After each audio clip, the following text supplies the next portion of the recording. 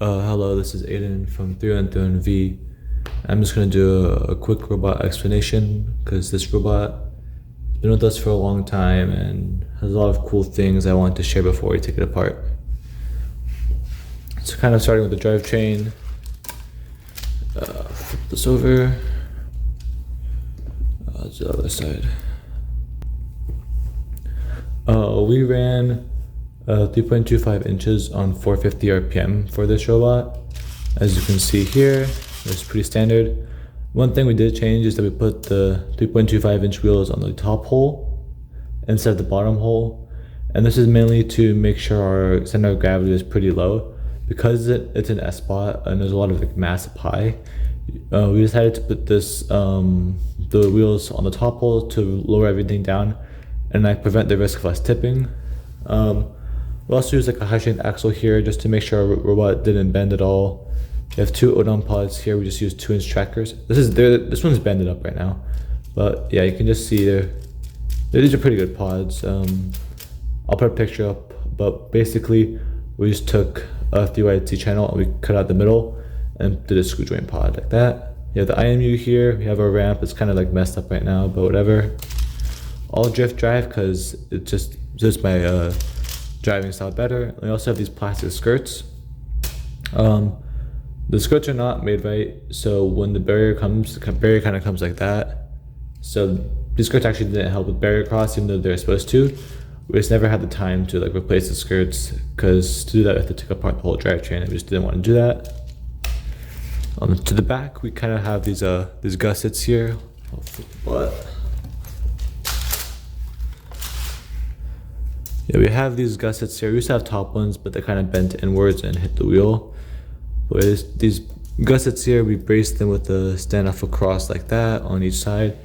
And since they're angled like this, whenever we go to the goal, the long goal, so the score helps align the robot inwards. We then have this C channel here that is kind of our structure mounting point. We mount our X structure and then also some standoff bracing for the high strength axle liner for the long goal here as well. Have the brain mount here. Then you can see kind of one of our pod mounts for the vertical tracking wheel here. Let's go to the first stage now. Let's start with the match loader. So the match loader, it's a pretty, it just pops down. We have the slit here, so that way when the balls are kind of in this weird orientation where it's very annoying, the slit can still get under them or rotate the blocks, so that no matter what orientation the blocks are in the loader, we can always grab them and match load them. We just have the pivoting thing, so you drive into the match loader. Match loads pretty well. For our intake, this is kind of where the cool stuff starts. So I'll zoom in a bit here. But we have these cut flex wheels here because we noticed that if the flex wheels are full, since they have less compression, it jammed a lot on this bottom part here when they're intaking. And also the cut flex wheels kind of help to almost flick the blocks into the intake. So that's pretty cool. And we kind of have this combined ray-gun stage almost, where we have this part in the middle, which is high strength chain with these grip pads. And the way this works is that the motor drives this top stage here, which is on a ratio 2:1 to the bottom stage here. But then we have this cog here on the high strength axle that goes up here, and you might say, oh well, how's that going to work? Isn't this supposed to be spinning 1200 RPM? But this axle is spinning 600. Wouldn't just not work? And the way we get around that is we have this cog here. Since this is a low strength axle, we have this one on a free spinning bronze insert. So that way it actually just spins on the shaft. It kind of adds a bit more friction, but allows us to run this stage where we can hold a rig on kind of multiple blocks side by side.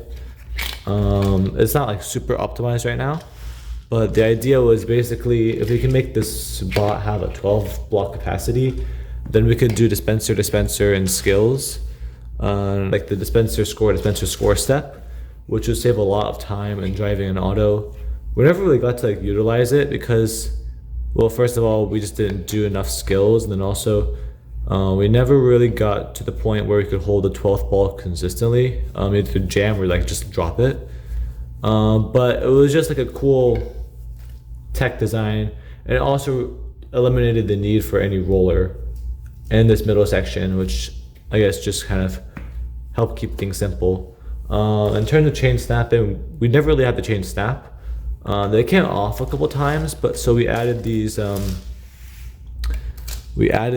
like the new high strength shaft collars. They're kind of thinner, so you put them around the chain here and here, not here because this one never really came off, but around here and here, which help keep the chain from coming off onto the spacers here. Moving through the S, so I'll just talk about the rollers real quick, then I'll kind of talk about like the main unique part of this robot. So we have this flex wheel stage here. I believe these are the most squishy flex wheels here. It's just 600 RPM on the blue motor. So the blocks, they come around this stage here. Then they go into our next stage, which is this 45A 3-inch flex wheel stage. Come all the way around here. And it's kind of hard to see the license plates, but they come through here onto our last stage. Both of these are half motors. Our last stage is this 1000 RPM stage, which has the main 2-inch flex wheels for scoring. We have the 1.625-inch flex wheels for our medical mechanism, like that, the trapdoor. And then we have cut 1.625-inch flex wheels up top for our hood mechanism here, which is actually broken right now, so I can't show too much, but normally it is connected to a piston. Right now it is not. I guess it just broke somehow. I don't know how that broke, but yeah. Okay, I'll kind of get into the main like thought behind this robot, kind of what makes this robot unique now. So obviously the first thing that makes it unique is the integrated rig on first stage. But the main thing that sticks out is that we don't really have mesh for our plastic. We just have this, we don't have mesh for our S-curve. We have this plastic piece. And kind of the reason we did this was because back in, I believe, like October, when we first made our first S-bot, not this robot, we had the mesh and it was just very, very inconsistent with jamming.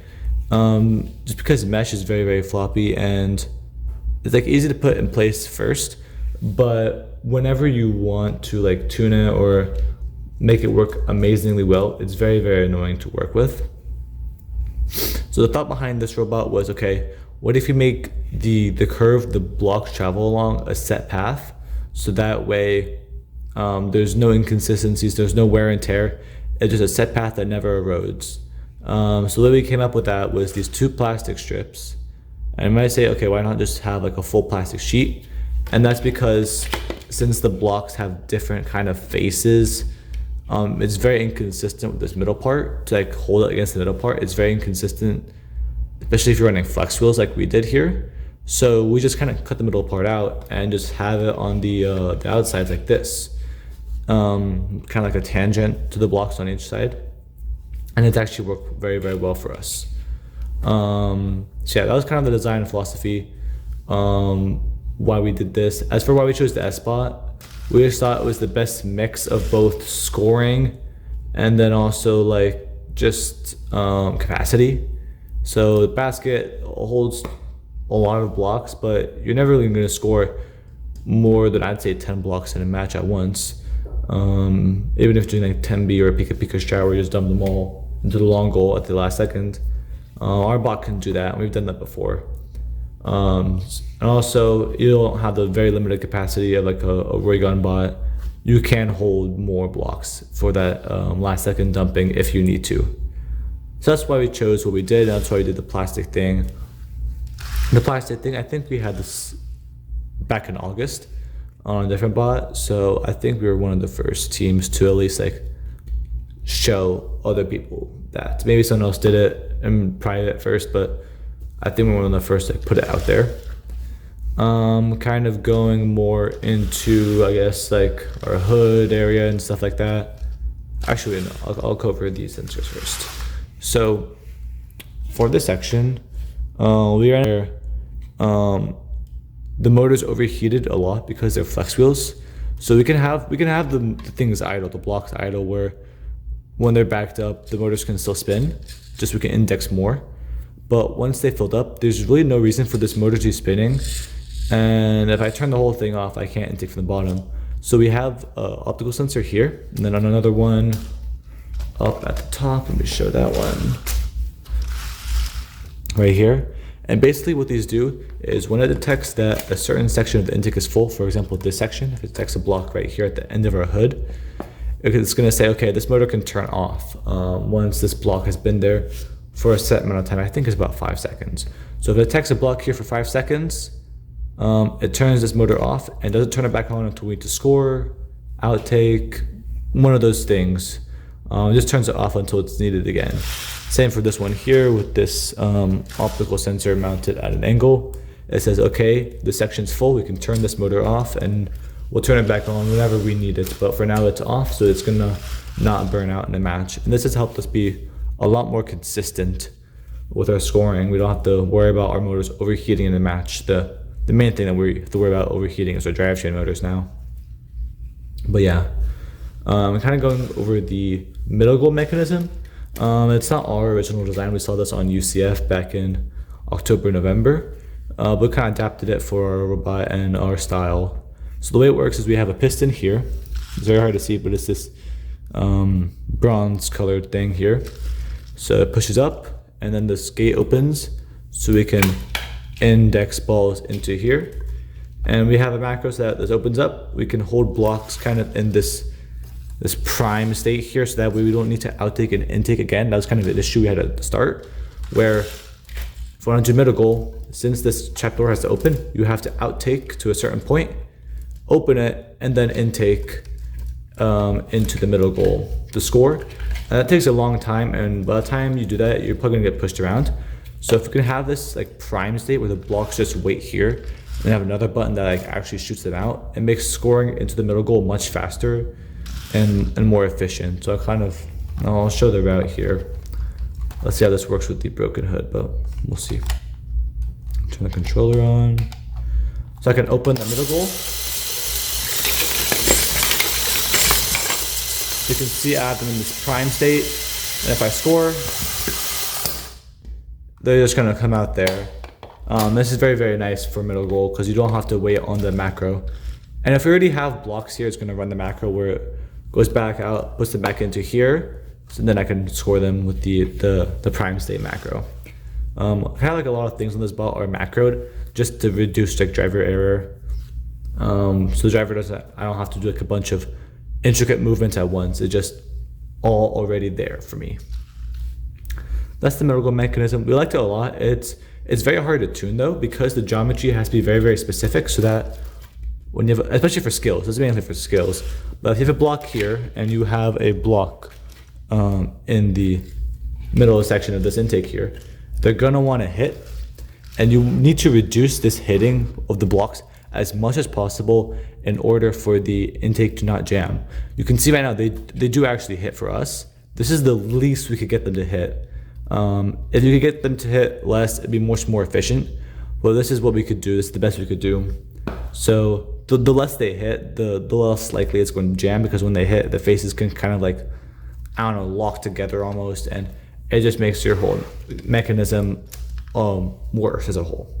For the liner, we ran out of plastic pieces, so we just used standoffs and stuff.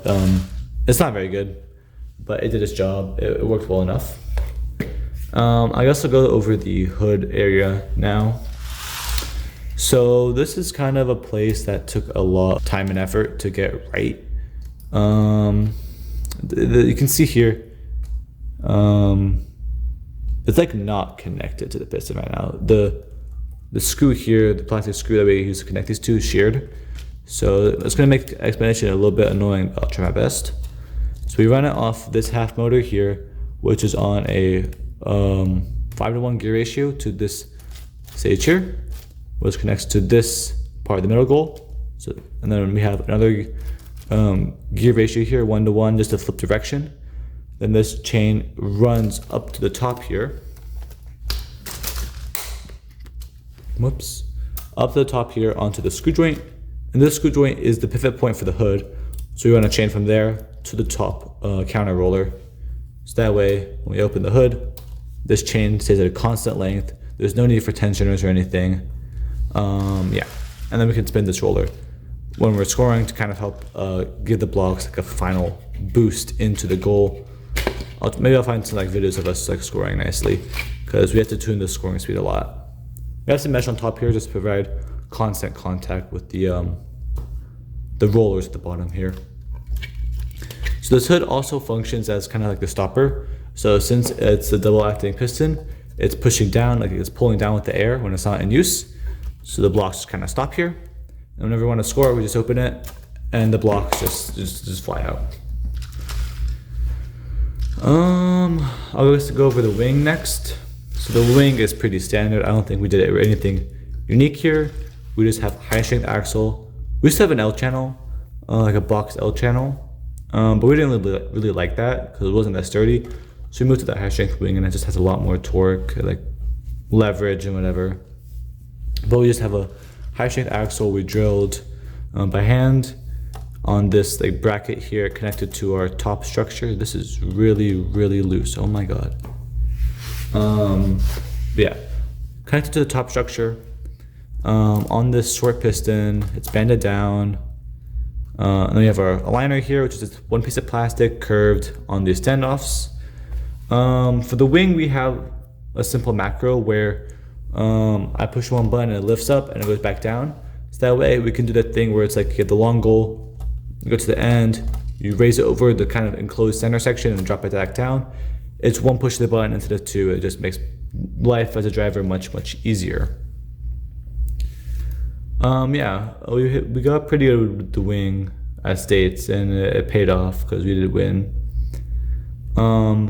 This spot is pretty heavy. It's probably around 15 pounds, which it doesn't look like it would be, but we use a lot of high strength axles on here. Like there's one here, one on the drivetrain, two in the back there, one here. There used to be one up top here, that sort of thing. But honestly, we don't regret it because at least at the time, the ball was very sturdy, never had issues with it breaking. And also allowed us to kind of play into our strategy. We kind of like abuse this estates a lot, but if you win auto, you have good positioning. 1 second. If you win auto and you have good positioning, you can play very defensive against the other opponent while taking blocks to make sure you still have blocks in your bot, because you never want to have blocks not in your bot. But you can play very defensive, and if your bot's a bit more heavy, it needs to be a little bit slower, but you can play defense a lot better by pushing them around. And it's much easier to be defensive this game than offensive, at least for us. So we really tapped into that strategy of you secure everything in auto, or at least like a win condition in auto. Maybe it's a long goal and a middle goal. If you win auto and you have long and middle, as long as the opponent doesn't score a crap ton of blocks, you're going to win the match. So you just play very defensive, and if you see the opportunity to take a goal, take it, go right back to defense. Obviously, if they got the goal, they need to play offense, but it's much easier being defensive this game than being offensive, and our bot really helped us do that. I'm trying to think if there's anything else on the spot that I need to mention. I guess our middle goal, since we have this roller here, it really shot them out. So you can see in a lot of our elimination matches, whenever someone scored the middle goal and then we scored after them, we de-scored like one or maybe two of their blocks, and it either tied the goal or gave us the goal. So that was very nice to run. I also have the plastic funnels here, pretty standard. Yeah, I think that's it for this bot. It was a pretty good bot. It served us very well. Yeah, this bot went to 3 SIGs, a local, and states. So it's been pretty beat up, as you can tell by the broken hood and some loose screws and stuff. But yeah, probably gonna destroy it, but we'll see what happens for the rebuild for Worlds. But yeah, thank you guys for watching. If you have any questions, leave them in the comments. I'll probably post like a states recap or something in the next couple days or something. But yeah, thank you for watching, and let me know if you have any questions about the ball. I'll be happy to answer them. But yeah.